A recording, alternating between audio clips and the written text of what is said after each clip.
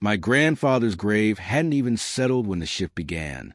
Just 3 weeks after we laid him to rest, I stepped into a room that felt more like a snare than a family gathering, and I understood then I was holding a truth sharp enough to shred everything we were holding together.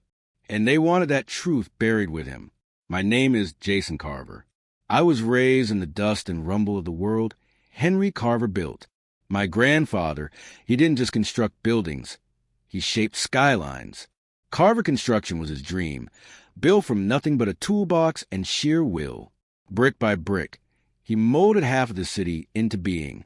I was 10 the first time he took me to one of his job sites. The air was dense with the smell of concrete and the mechanical growl of heavy machines. Jason, he'd say in that gravelly but steady voice, "Trust the numbers. They're the only thing that won't lie to you." I listened. I absorbed everything, blueprints, budgets, design drafts. It felt like a legacy etched into my bones. But to the rest of my family, all they saw was the wealth, not the labor behind it. My mother, Vivian, thrived in the spotlight. Expensive meals, designer jewelry, a life curated for envy. My older brother, Nate, had a taste for quick thrills, racing cars and riskier ventures. Clara, my youngest sister, buried herself in her phone, tuned out from it all. But me, I stayed. I stayed with Grandpa, drafting site plans, catching errors in invoices, earning his quiet approval when I fixed what others missed. He didn't just teach me how to build structures. He taught me how to build character. When he passed, I thought the grief would undo me. But it wasn't the loss that broke me. It was what came after. 1 month after the funeral, I got a message from my mother. Family meeting. Sunday, 4 p.m. Be there. There was no warmth in it. Just cold direction, like an official summons. I should have sensed a trap. The moment I walked into the house, same sagging porch, same fading red front door. Something felt off, like that stillness before thunder cracks.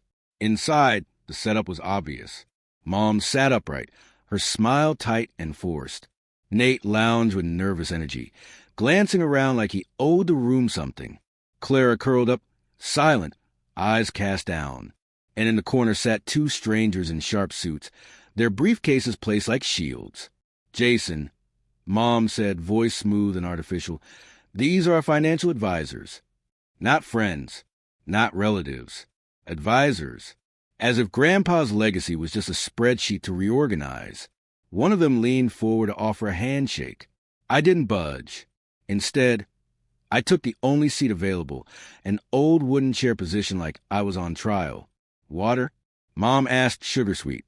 "I'd rather know what this is," I replied. Her smile twitched. "We're family, Jason. We need to stick together." And that's when the truth hit me like cold steel. This wasn't about grieving. It was about the will. We didn't gather in some high-rise office for the reading. No mahogany desk or chandelier. Just a cramped room that smelled faintly of paper and disappointment. I sat there, still hollowed out by loss, when the lawyer began. Small gestures, a donation to a school, a gift to an old site foreman. Then came the words that shifted everything. "To my grandson Jason Carver, I leave the full content of my estate. Carver Construction, my bank accounts, my properties, and everything tied to my name." The room turned glacial. Mom slammed her purse against the table. "This has to be a mistake," she hissed. He wasn't thinking clearly. Nate laughed bitterly, like it was some elaborate prank. Clara just bit her lip, stunned into silence. Their eyes landed on me, heavy and accusing, and I couldn't say a word. I wasn't ready to hold the weight of it all. In the parking lot afterward, Mom blocked me before I reached my car. "Sign it over," she said, her voice low and venomous. "We'll divide it fairly. Everyone gets a piece." "Fairly?" I asked. "He chose me." Her expression twisted. "You manipulated him, always playing the loyal grandson." But I hadn't. A year before he died, Grandpa brought me into his office, the one that smelled like oil and old sawdust. He handed me a fresh will. His hands didn't shake. "They'll come after you," he warned. "But you're the only one who knows what it cost me to build this." That night, the text began. "Nate, don't screw us over, man. We're still family." Mom, you'll understand when you have mouths to feed. Clara sent a single message at 3 a.m. Why? Then came the phone calls. From cousins I hadn't seen in a decade, from neighbors with long-forgotten faces. Jason, how could you do this to your mother? She's heartbroken. You're being selfish. Selfish. That word echoed like a slap, but it wasn't the truth. They didn't see the nights I spent with Grandpa, learning every inch of the business. I wasn't just handed a company. I was entrusted with a vision. Then Clara showed up at my door one night, drenched from rain, hood drawn low. Mom's planning something, she said quietly. She's already talking to brokers. Said she'll sell the house before you can stop her. I haven't made any moves, I replied. She thinks you're hiding something, she said, then leaned in. Just be careful, Jason. Sunday arrived. This time, I didn't come empty-handed. I brought Grandpa's ledger, a thick, worn book filled with the truth. Every misused cent, every lie disguised as a withdrawal. I sat down. The advisors handed me papers. 1/4 for you, one of them said. The rest keeps everyone else happy. Happy, I said. My voice stayed steady. That's not what was said. Mom's face cracked. Nate looked like he was unraveling.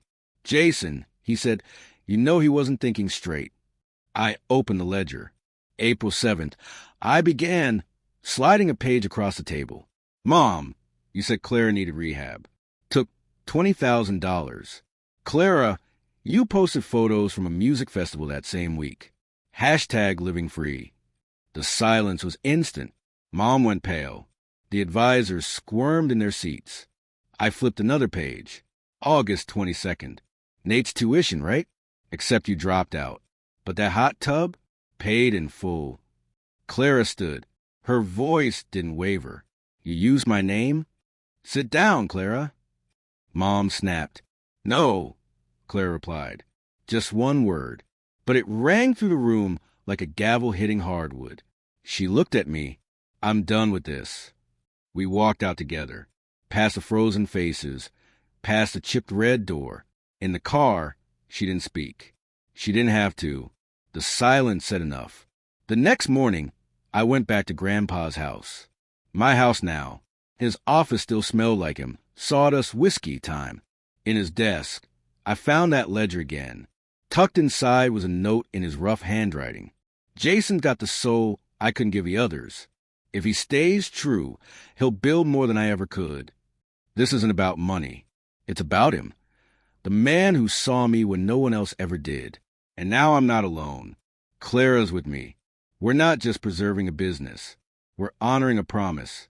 So I'll ask you, have you ever stood your ground when everyone wanted you to cave? Drop your story in the comments. Let's hear your fight. Because I'm still here. Still standing. And I need to know I'm not the only one. Thanks for watching by Betrayed.